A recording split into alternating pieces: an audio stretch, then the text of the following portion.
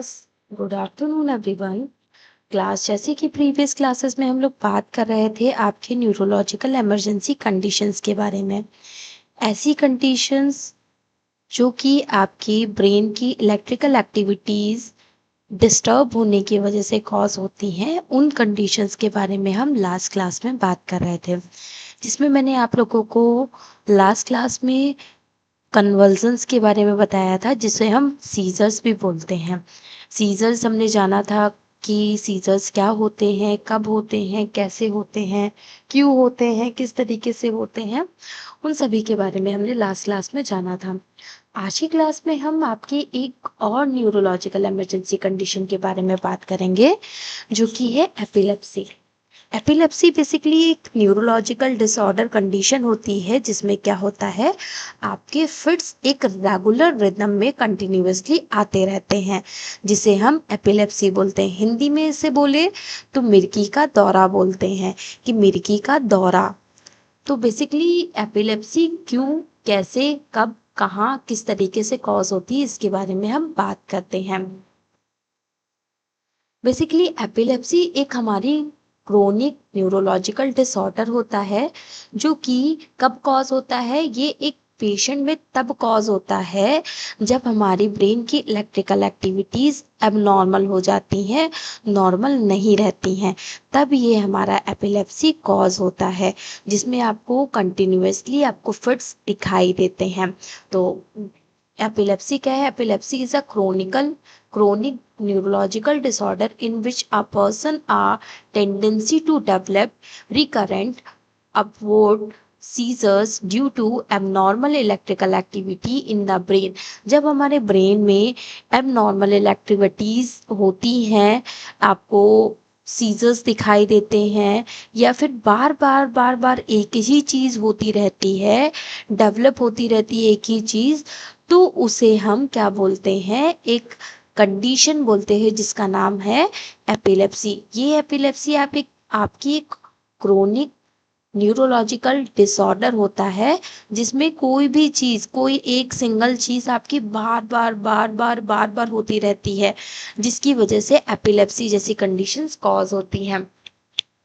Seizures में भी cause, जिसमें क्या होता है कि एक जब भी इसमें जो है, जैसे सीजर्स जो होते हैं उसमें एक तरीके से जो फिट्स आपको आते हैं, वो 1 या 2 फिट्स आते हैं कंटिन्यूअसली। आपके 7 8 10 फीट या 15 20 फिट्स नहीं आते, बस उसमें 1 या 2 फिट्स आते हैं और पेशेंट बेहोश हो जाता है। ठीक है।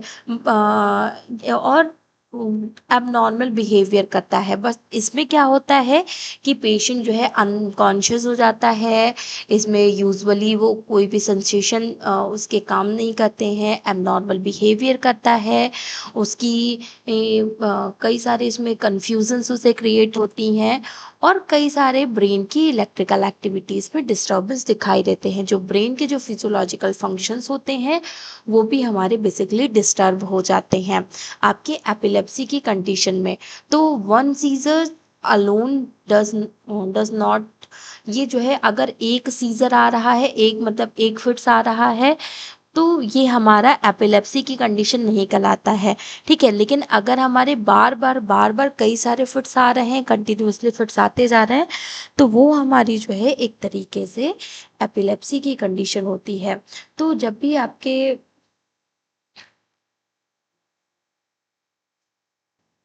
हम्म तो बेसिकली क्या है कि सीजर्स पे भी कॉज, एक सीजर्स जो है आपके बेसिकली कॉज करते हैं कुछ आपके फिट्स को, एक आपके रैकिंग मूवमेंट्स को कॉज करते हैं, जो कि लॉस करते हैं, लॉस ऑफ कॉन्शियसनेस, जिसमें आप पेशेंट बेहोश हो जाता है, और अनयूजुअल सेंसेशंस आपको दिखाई देते हैं, या फिर एबनॉर्मल बिहेवियर आपको दिखाई देता है, और टेम्परली कुछ कन्फ्यूजन्स क्रिएट होने लगते हैं पेशेंट्स को।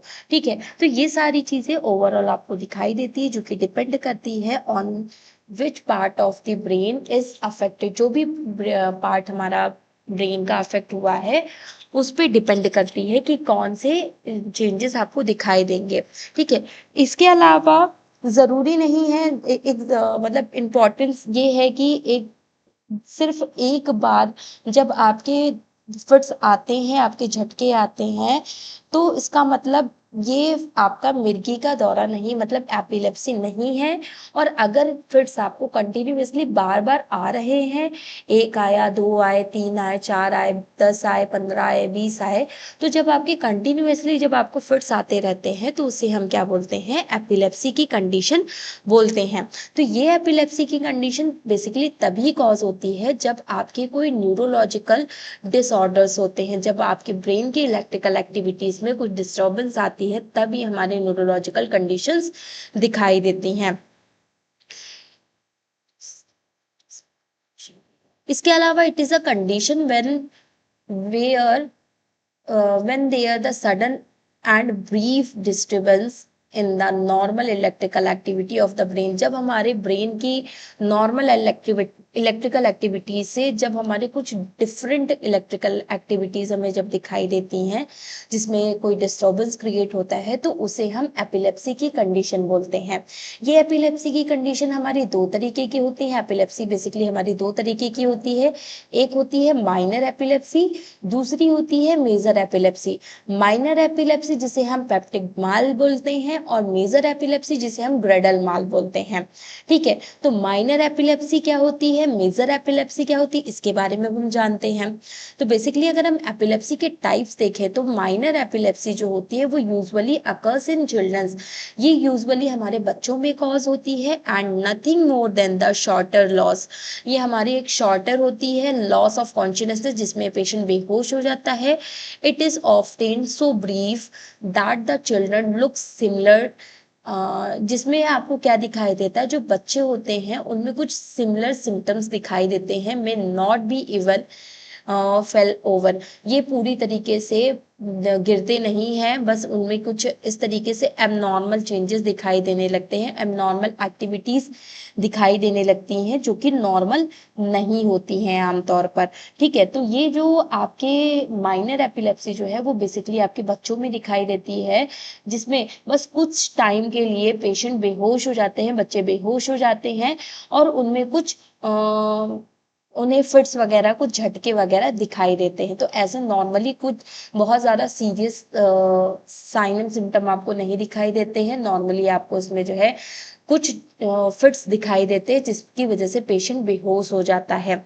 देयर में बी नॉट देयर में बी मैनी सच फिट्स, इसमें बहुत सारे फिट्स आपको नहीं दिखाई देते हैं। इन अ डे, एक दिन में कई बार फिट्स नहीं आते हैं। So get used to this that the carry was as on as through the nothing has to be happened।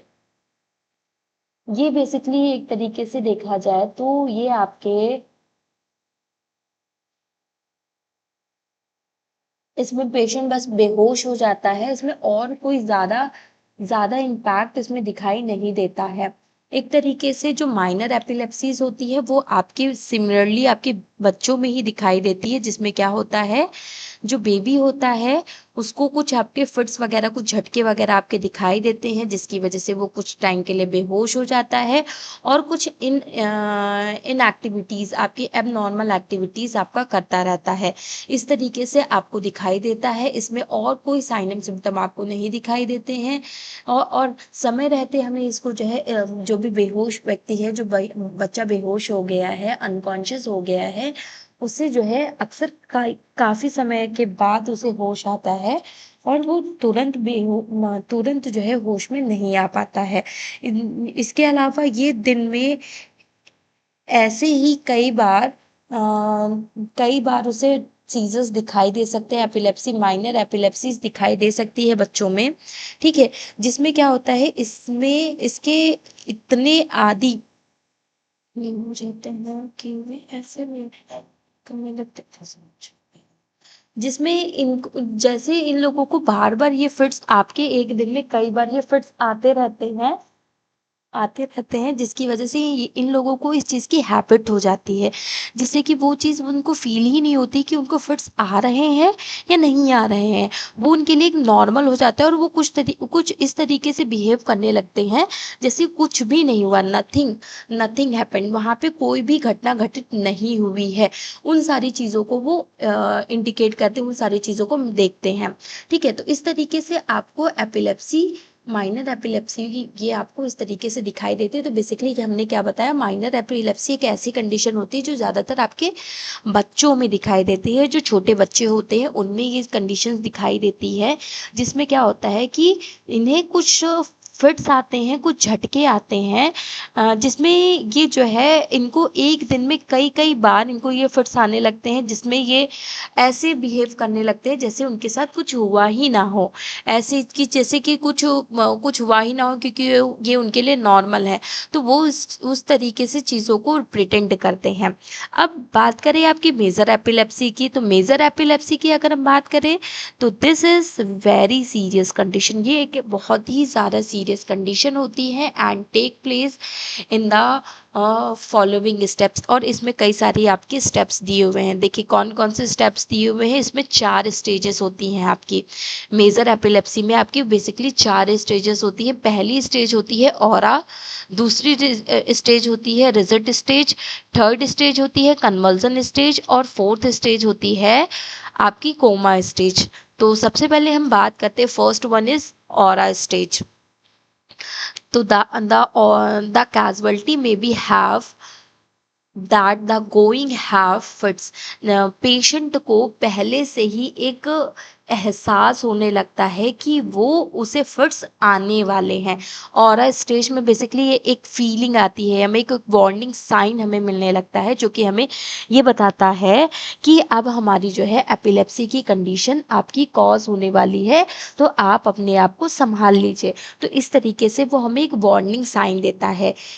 ही में एक्सप्रेस, ये हमें दिखाता है आज सेंस, एक सेंस को, जो इसमें कई सारे स्टेजेस आपकी होती हैं, जो कि आपके एक तरीके से हेडेक को, आपके इरिटेशन को, कि मतलब आपको किस लोगों से इरिटेशन हो रही है, आपके लोगों की बातों से आपको इरिटेशन हो रही है, किसी के बोलने से इरिटेशन हो रही है, किसी की आवाज़ से इरिटेशन हो रही है।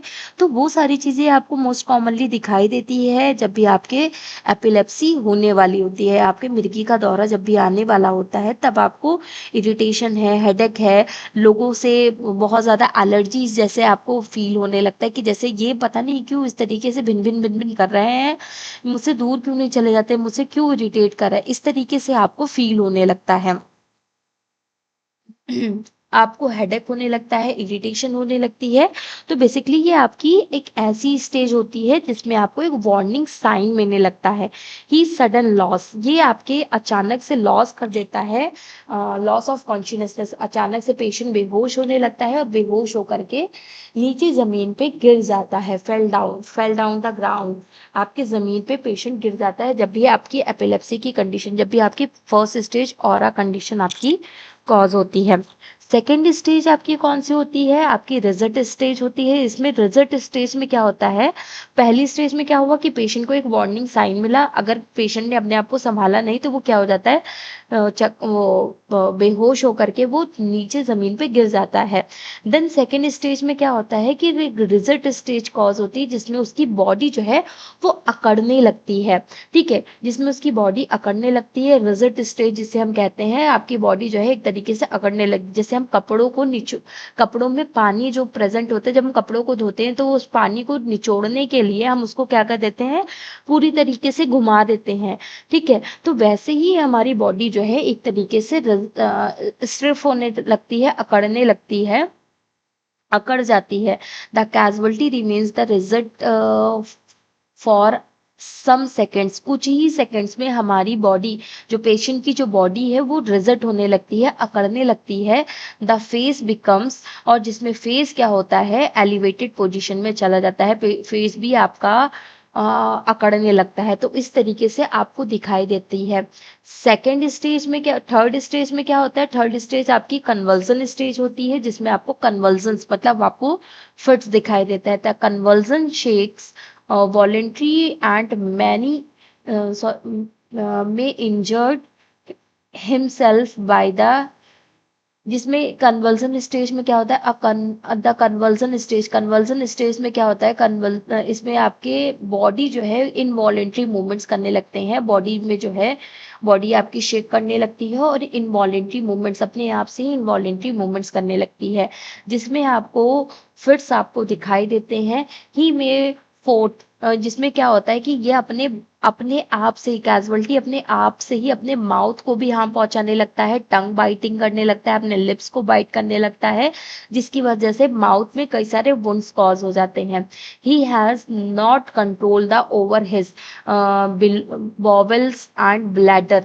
आप ये जो है इस जो कैजुअलिटी होता है, कैजुअलिटी का कंट्रोल ना तो उसके बॉवल मूवमेंट्स पे हो पाता है और ना ही उसकी यूरिनरी ब्लैडर पे उसका कोई कंट्रोल हो पाता है, जिसकी वजह से उसका यूरिन और स्टूल भी पास हो जाता है इनवॉलेंट्री मूवमेंट्स के वजह से। ठीक है, तो जब भी आपके कन्वल्जन आपकी एपिलेप्सी स्टेज कॉज होगी, तो एपिलेप्सी स्टेज में आपकी third stage convulsion stage cause होगी, जिसमें आपको इनवॉलेंट्री मूवमेंट्स दिखाई देंगे, जिसमें बॉडी आपकी बहुत ज्यादा अनवांटेड शेकिंग करने लगेगी और बहुत ज्यादा मूवमेंट्स करने लगेगी, जिसकी वजह से वो अपनी माउथ को, अपने मुंह को, अपने बॉडी को अकड़ने लगती है, जिसकी वजह से क्या होता है कि समटाइम्स आप अपनी टंग, अपने लिप्स को भी बाइट कर लेते हो, जिसकी वजह से वहां पर भी घाव बन जाते हैं।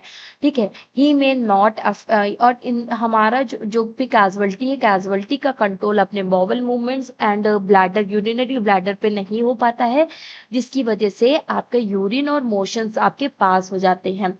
ठीक है, then last and fourth stage आती है coma stage. A few a few minutes after the convulsion stop। जब भी हमारे कन्वर्जन स्टॉप होते हैं, जब हमारे फिट्स स्टॉप होते हैं, देन पेशेंट आपका कोमा स्टेज में चला जाता है। ये पेशेंट जो है इसमें जो है एक तरीके से एक ऐसी पोजीशन में चला जाता है जिसमें हमें बहुत ज़्यादा कन्फ्यूजन, जिसमें जो है समटाइम्स पेशेंट जो है ऐसी कंडीशन में दिखाई देता है जैसे कि वो कोमा में चला गया हो, कोई मूवमेंट नहीं करता, अचानक से उसके सारे मूवमेंट्स रुक जाते हैं और वो किसी भी तरीके का कोई भी मूवमेंट नहीं करता है। तो वो सारी चीजें आपको दिखाई देती है, अचानक से पेशेंट बेहोश हो जाता है। देखो, सबसे पहले ऑरा स्टेज हुई, ऑरा स्टेज में क्या हुआ, हमें कुछ कंफ्यूजन्स क्रिएट हुई, बहुत ज़्यादा लोगों से इरिटेशन, इरिटेबिलिटी, कई सारी कंडीशंस इस तरीके की दिखाई दी, जो कि एक वार्निंग स्टेज थी, जिसमें हमें एक वार्निंग दी जा रही थी। हमारी बॉडी हमें एक वार्निंग दे रही थी कि अब आपकी एक ऐसी कंडीशन कॉज होने वाली है, एक ऑरा स्टेज कंडीशन कॉज होने वाली है, जिसमें आपकी एक एक एपिलेप्सी की कंडीशन कॉज होने वाली, जिसमें आपको मिर्गी का दौरा आने के चांसेस बहुत ज़्यादा हैं।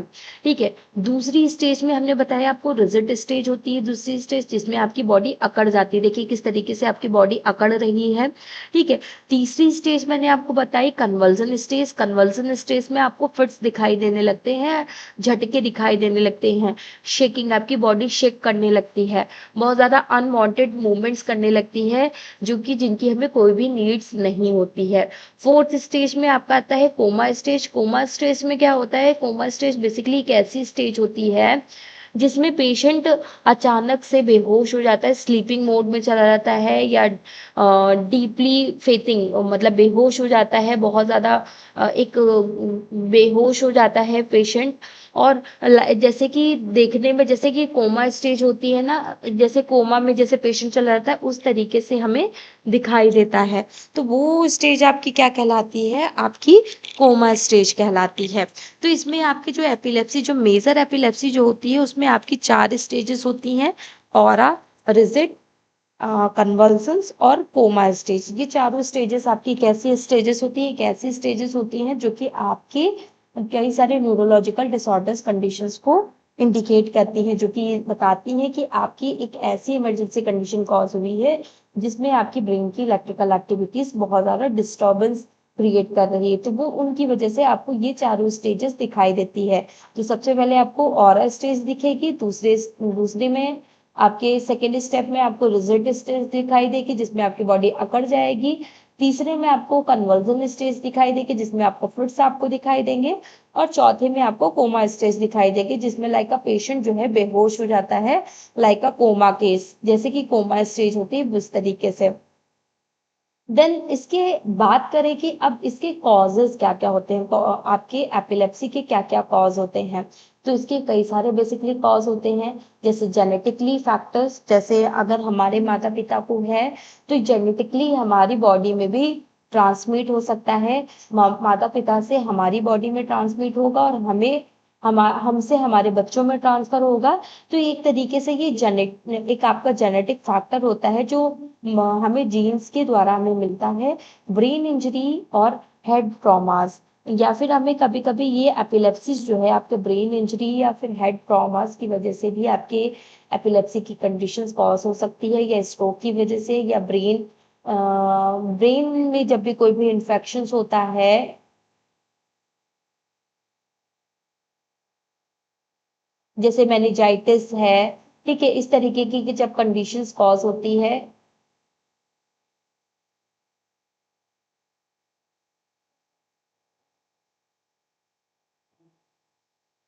मैगालिस है, या फिर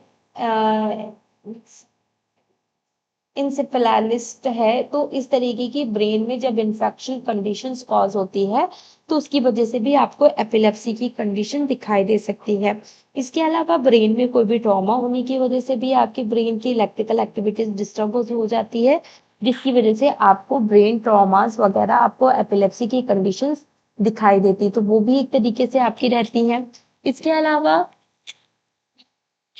इसके अलावा आपको क्या दिखाई देता है, आपके इसके अलावा आपसे जब भी कोई भी ब्रेन डेवलपमेंट में कोई भी प्रॉब्लम्स आते हैं, कोई इश्यूज आते हैं, तो उस केस में भी आपके कई सारे एपिलेप्सी की कंडीशन आपकी कॉज हो सकती हैं। या फिर समटाइम्स लैक ऑफ ऑक्सीजन, जब अभी आपके ब्रेन में ऑक्सीजन की कमी होती है, तो उसकी वजह से भी आपकी एपिलेप्सी की कंडीशन कॉज हो सकती है। तो ये सारे कॉजेज हो सकते हैं आपके एपिलेप्सी के। देन आपके आते हैं साइन एंड सिम्टम्स। क्या क्या साइन एंड सिम्टम आपको दिखाई देते हैं ड्यूरिंग एपिलेप्सी? तो कई सारे साइन एंड सिम्टम आपको एपिलेप्सी के दौरान दिखाई देते हैं, जिसमें कि सडन अनकॉन्शियसनेस, पेशेंट जो है अनकॉन्शियस हो जाता है, लॉस ऑफ कॉन्शियसनेस मतलब पेशेंट बेहोश हो जाता है। बॉडी बिकम स्टिफ, बॉडी जो है हमारी स्टिफ होने लगती है, अकड़ने लगती है। इसके अलावा repeated jacking and arms and legs, आपके आर्म्स और लेग्स में बहुत ज्यादा एकदम शेकिंग, एकदम ऐसे मूवमेंट्स दिखाई देने लगते हैं कि फिट्स आपको दिखाई देने लगते हैं। और रोल अपवर्ड आईज जो है, आपको अपने आईज को रोल करने लगते हो अपवर्ड पोजीशन में। और आपकी आईज जो है up and down, up and down, up and down, या roll and roll, roll and roll movement करने लगती है। ठीक है। इसके अलावा हमारे जो टेम्परली हमारे ब्लैडर पे हमारा कंट्रोल लॉस हो जाता है। हम हमारा अपने ब्लैडर पे कोई कंट्रोल नहीं रहता है। हम प्रॉपर ब्रीदिंग नहीं ले पाते हैं, हमें ब्रीदिंग डिफिकल्टीज होने लगती है, कंफ्यूजन क्रिएट होने लगते हैं आफ्टर सीजर्स। तो ये सारी चीजें ओवरऑल हमें दिखाई देने लगती है, जो कि आपके फिट्स को, आपके इंजरीज को इंडिकेट करती हैं। आफ्टर सीजर्स, सीजर्स के बाद आपको क्या दिखाई देता है? ड्राउजीनेस, आपको ड्राउजीनेस दिखाई देता है, कंफ्यूजन, आपको कंफ्यूजन क्रिएट होने लगती है, हेडेक होने लगता है बहुत ज्यादा, सर में दर्द होने लगता है, मसल्स सेंसेशंस आपको दिखाई देने लगते हैं, और टेम्परली वीकनेस आपको दिखाई देने लगती है। तो आफ्टर सीजर्स आपको ये सारे सिम्टम्स भी दिखाई देते हैं। अब अब जानते हैं कि जब भी आपकी ये इमरजेंसी कंडीशंस कॉज होती हैं, तो आपको उस टाइम पे क्या करना है और क्या नहीं करना है। तो फर्स्ट ऑफ ऑल आपको क्या करना है? Reassure the casualty. Always first first step आपका क्या होना चाहिए? Reassure the casualty. आपको पेशेंट को रीअश्योर करवाना है कि आप घबराओ नहीं, आप परेशान मत हो, हम आपको सेव कर लेंगे। आप पेशेंट को एक झूठी सांत्वना दी जाती है। सेकेंड स्टेज में क्या होता है? Stay calm and stay with the person. और हमें पेशेंट को शांत करना होता है, और पेशेंट को एक एक जगह पे स्टेबल रखना होता है, जिससे कि पेशेंट की बॉडी में कोई भी इंजरीज कॉज ना हो। और स्टे काम, और उसको शांत करवाना होता है। तो वो सारी चीजें ओवरऑल आपको दिखाई देती हैं, जो कि हमारी हेल्थ के लिए बहुत ज्यादा बेनिफिशियल है।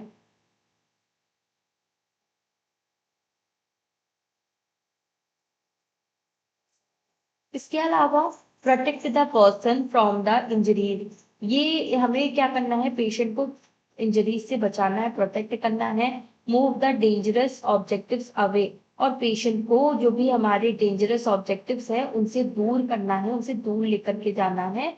किसी भी डेंजरस ऑब्जेक्टिव्स के पास नहीं रखना है, क्योंकि उससे पेशेंट को हार्म पहुंच सकता है। तो इस वजह से हम उसे किसी भी डेंजरस ऑब्जेक्टिव्स के पास नहीं रखेंगे। Put put something soft under the head. उसके हेड के नीचे हमें कुछ ऐसे सॉफ्ट चीजें अप्लाई करनी है जिससे कि उसे हेड इंजरी कॉज ना हो सके। Loose tight cloth around the neck. Neck के अराउंड जो भी हमारे कपड़े टाइट है उनको लूज कर देना है। और नोट करना है how long the seizures later. कितने समय तक आपके लंबे समय तक आपके सीजर्स कॉज हुए आफ्टर सीजर्स। और आपको आफ्टर सीजर्स क्या करना है, प्लेस द पर्सन को प्लेस करना है in the.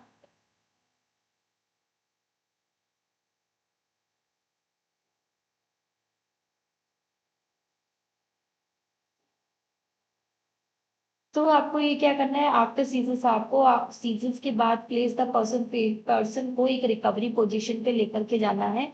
If they are not breathing normally, अगर पेशेंट ब्रीदिंग नॉर्मली नहीं कर रहा है तो आप रिकवरी पोजीशन पे नहीं लेकर के जाएंगे। ठीक है। देन डू नॉट, क्या आपको क्या नहीं करना है, do not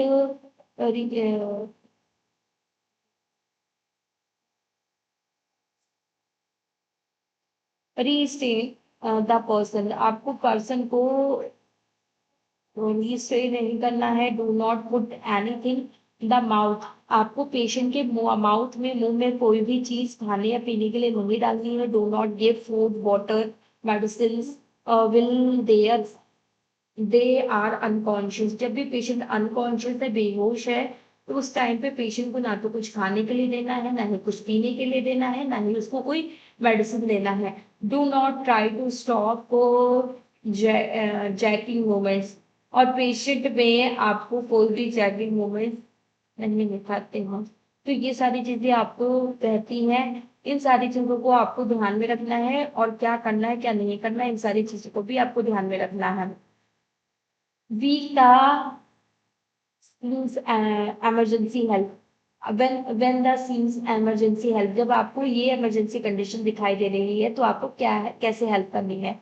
the seizures let's 5 minutes और लॉन्गर। अगर सीजर्स आपको 5 मिनट या 5 मिनट से ज्यादा अगर आपको दिखाई दे रहे हैं तो कॉल इमरजेंसी मेडिकल सर्विसेज। तुरंत आपको इमरजेंसी मेडिकल सर्विसेज को कॉल करना है। Seizures occurs rapidly without recovery unconsciousness. तब भी आपको डॉक्टर को फोन करना है। ठीक है। सीजर्स अकर्स, जब भी सीजर्स अकर्स होते हैं, कॉज होते हैं rapidly, bar bar without recovery of unconsciousness, तो ये एक आपकी इमरजेंसी कंडीशन हो सकती है जिसमें आपको तुरंत इमरजेंसी मेडिकल सर्विसेज को कॉल करना है और पेशेंट को जल्द से जल्द हॉस्पिटल शिफ्ट करना है। It is the person first seizure. अगर ये पर्सन का फर्स्ट सीजर है तो विदाउट एनी डिले आपको पेशेंट को शिफ्ट करना है नियरेस्ट हॉस्पिटल में, और डॉक्टर से तुरंत कंसल्ट करना है। The person has difficulty breathing after the seizures. अगर पेशेंट को सीजर्स के बाद भी पेशेंट को ब्रीदिंग डिफिकल्टीज हो रही है तो आपको पेशेंट को हॉस्पिटल शिफ्ट करना है। देयर इज सीजर्स इंजरी, अगर सीजर्स की वजह से कोई इंजरी कॉज हुई है तो उसको हॉस्पिटल लेकर के जाना है। वहां पे हॉस्पिटल की नीड होती है। The seizures occurs in water. अगर सीजर्स आपको वाटर में आप प्रेजेंट है, वाटर में आप वाटर में जो है कुछ कर रहे थे और आपको अचानक से फिर आपको सीजर्स आ रहे हैं तो आपको तुरंत डॉक्टर के पास जाना है कि इसका नहीं करना है। तो ये सारी चीजों को आपको ध्यान रखना है, इन सारी चीजों को प्रॉपर मेंटेन करना है। इसके अलावा the seizures occurs in water. हाँ, pregnant the person is pregnant और has another serious medical condition. अगर किसी पेशेंट को कोई सीरियस मेडिकल कंडीशन है या फिर प्रेग्नेंट है पर्सन, तो उसमें भी आपको तुरंत इमरजेंसी सर्विसेज को कॉल करना है जिससे कि इसको प्रॉपर ट्रीटमेंट दिया जा सके। बाकी इसके ट्रीटमेंट्स क्या है, एंटी सीजर्स मेडिसिन इसमें चलती हैं जिसमें इसका प्रॉपर मेडिकेशन आपको परमानेंट हमेशा लेनी होती है। एक रेगुलर मेडिकल फॉलो अप लेना होता है, एक मेडिकल चेकअप करवाते रहना चाहिए।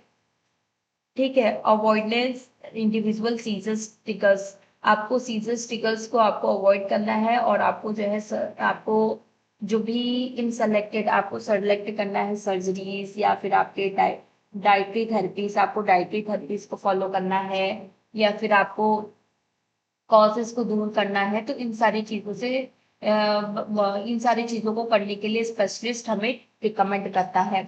तो वो सारी चीजें दिखाई देती है। बाकी आपको कन्वर्जन, आपको क्या क्या कॉम्प्लिकेशन दिखाई दे सकते हैं, आपको बहुत सारी इंजरीज दिखाई दे सकती है, या फिर बर्न और एक्सीडेंट्स आपको दिखाई दे सकते हैं, या फिर आपके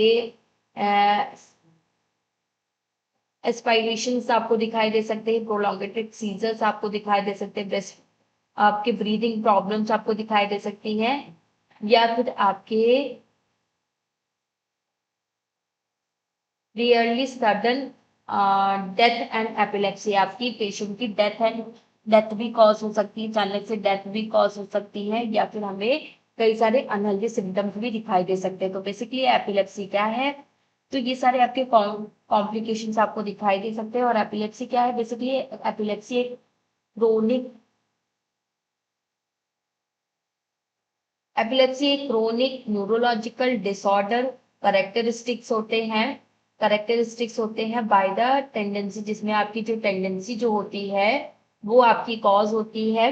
ठीक है। जिसमें आपकी जो है आपके सीजर्स दिखाई देते हैं जो कि आपके अब नॉर्मल इलेक्ट्रिकल एक्टिविटीज की वजह से आपके कॉज होते हैं, जिसमें आपकी 4 स्टेजेस दिखाई देती है, कोमा, कन्वर्जन, आपकी एपिलेप्सी और सीजर्स की आपकी 4 कंडीशंस आपको दिखाई देती हैं, जो कि एक तरीके से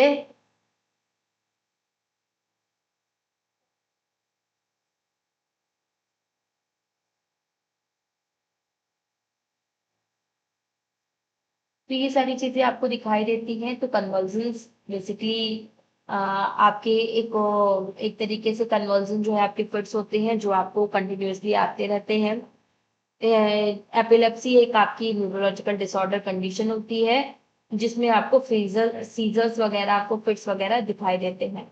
तो यही आज का हमारा टॉपिक है, एपिलेप्सी। एपिलेप्सी क्या होता है, इसके क्या क्या सिम्टम्स होते हैं, क्या कॉजेज होते हैं, इन सभी के बारे में मैंने आप लोगों को डिटेल में बताया।